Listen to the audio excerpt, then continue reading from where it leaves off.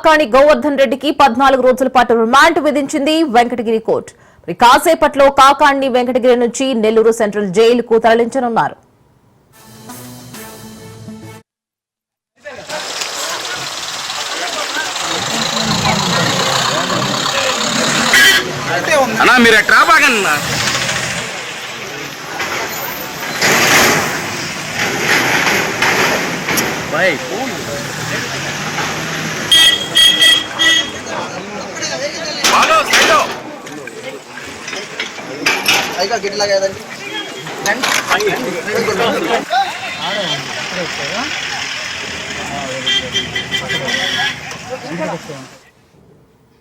మొదటి స్థానిక పీహెచ్సీలో వైద్య పరీక్షలు పూర్తి చేశారు. అంతకుముందు పోలీస్ ట్రైనింగ్ సెంటర్లో కాకాణిని విచారించారు పోలీసులు.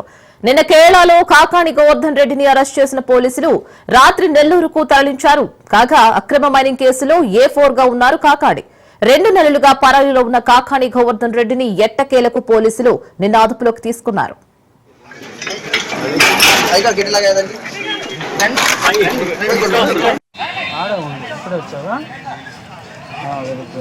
అక్కడే వెంకటకృష్ణ ఉంటాడు, ఆయన సపోర్ట్ ఆయన అక్కడే ఉంటాడు.